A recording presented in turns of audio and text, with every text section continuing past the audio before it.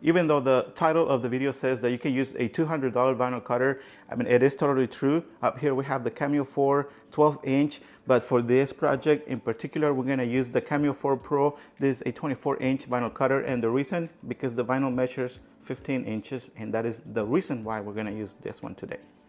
But if you are thinking of getting this small vinyl cutter, the Cameo 12-inch, we have several videos where we show you how we use it and what type of projects we have made with this vinyl cutter. We're gonna use the Caesar Easy Width vinyl.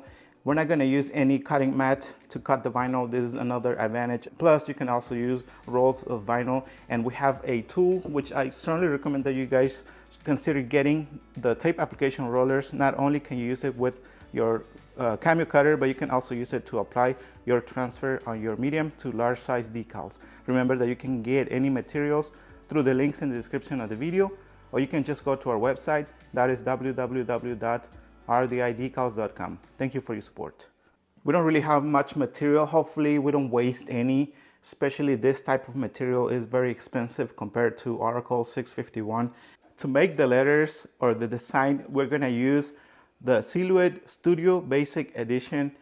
This software comes with the Cameo cutter, and it doesn't matter which vinyl cutter you get. It can be the Cameo 4, Cameo 4 Pro. It comes with its own software. You can download it totally free if you go to www.silhouetteamerica.com. I'm gonna have the link in the description of the video. This software is perfect if you're just going to be doing letters. One of the biggest downsides about Silhouette Studio is that when it comes to creating logos from scratch or from zero, that's where you're gonna face a lot of challenges. If you are a premium member, remember that we have the design frame and other tools that you can use if you want to get it. Remember to go to the join button and just select the premium membership. I'm gonna let Luis talk about this. Yes, I'm working on some updates. I'm making this tracing tool called Vizier, which many softwares have it, and it's gonna be more accurate. Of course, it already comes with your membership, with your premium membership.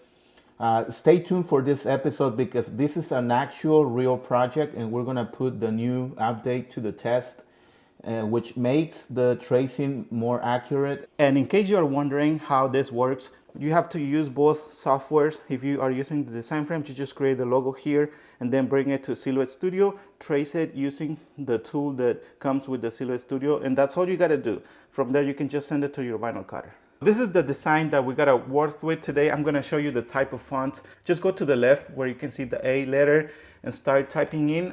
Actually, I need to do capital letters. And then from there, I'm gonna go to this icon here on top and then select the second one to place them in the middle. And then I'm gonna go to our font that comes with the software with Silhouette Studio. And this is the one that I'm gonna be using. Oops, for some reason it didn't work. So I'm gonna go back to it and then make sure that I select the right one. And they are too close to each other. So what I need to do, I need to break them apart. I'm gonna select the image and then go to ungroup. And then from there, I'm going to select all of the letters from the bottom. And then I'm gonna go to make compound. And then from there, if I try to move them like that, they're gonna be too far from each other. No, I think that's perfect, I think. And I gotta repeat the same step. Before I start cutting the vinyl, I'm gonna show you the settings. The blade depth, it's gonna be a 3, cut force 11, speed 15. And this is one of the questions that we get a lot about the type of material. Right now, I have it at vinyl glossy. We'll see how this works. I think this is the closest to the option that we're gonna be working with. The next thing I need to do, I need to move the pinch rollers to whatever size I need them to be. I think the last time we used the roll of vinyl was 15 inches, so we don't really have to do much to it. I think it looks good there. I'm going to send a little bit of vinyl to the back and just see how much the vinyl moves. The design measures about 20, let me check up here. I think it's like 20 inches tall, 1925. So yeah, I have to make sure that the vinyl is aligned. Now I'm gonna send it. Hopefully everything goes well.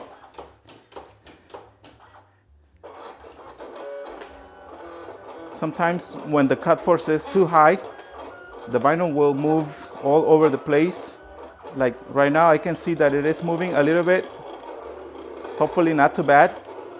Maybe that's why the vinyl cutters come with their cutting mat.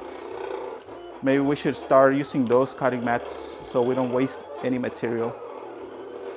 But good so far. Uh-oh. I feel the tension now. Now, I don't want to say anything bad about these vinyl cutters. Consider the cost.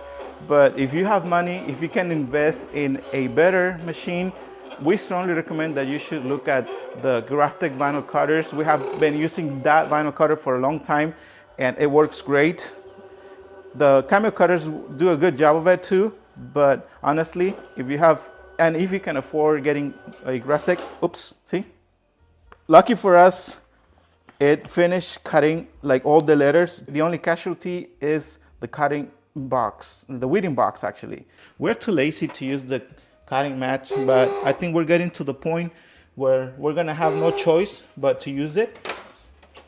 I think the reason is because we started with a really good machine, the Graphtec, and we are not used to using those cutting mats. Plus, something that I had to mention was the size of the projects that we work with. Since we use a lot of, we do like medium to large size projects, we always try to avoid using the cutting mats. That's one of the reasons why we struggle with that. Someone mentioned in a few videos ago that most of the time when something goes wrong is because we are reckless or because our own mistakes, and it is true most of the time when something like this happens is because we are either reckless or we just don't really take the time to make sure that everything's like the cut force and everything. But I mean, it looks good.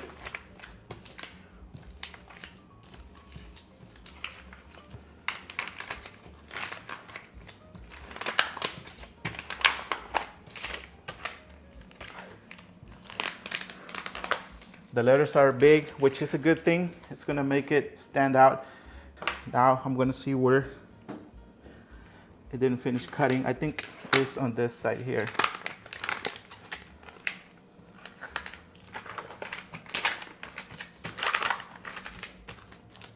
Are we gonna say that scrap?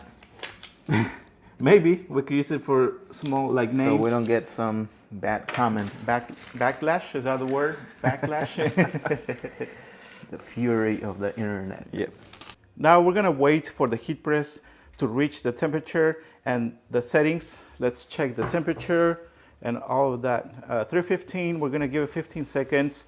And yeah, we're gonna have to just wait a little bit. And these are the t-shirts that we're gonna work with. The brand is Hanes, and this one is different. This one's Sugar Kiss. We didn't get them, the customer provided them. Our heat press is finally ready. The first thing I need to do, I need to get rid of the moist and the wrinkles. I'm gonna pre-press the garment for a few seconds, and then from there, I'm going to try to center the logo, and I think I'm going to do about, I would say around 3 inches. Yeah, a little bit. I think it looks good about there. And then, of course, I'm going to measure to the sides. Now, the advantages of using HTV is that you can lift the garment to get an idea if the vinyl looks aligned. All right, now I'm gonna give it the full cycle, 14 seconds, and then do a hot peel. I usually like to wait a few seconds for it to cool off a little bit. All right, let's see. Let's look at that. We can probably press it for a few more seconds, but yeah, I'm just gonna do like 2 more, just in case.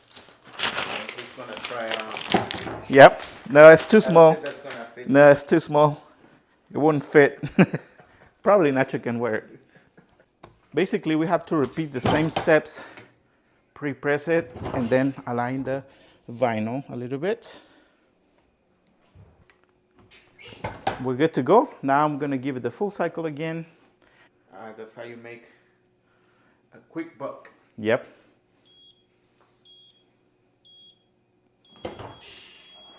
All right.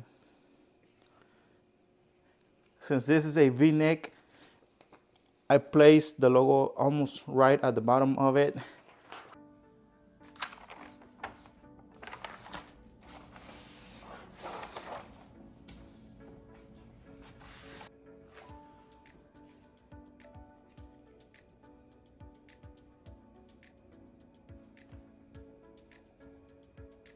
All right, guys, so this is the end result. Remember that if you like this video, of course, give us a like, subscribe, and turn on your notifications. Remember that if you would like to use the design frame, well, just go to the join button. As always, we appreciate your support. We'll see you guys until the next one. Have a great day. Peace.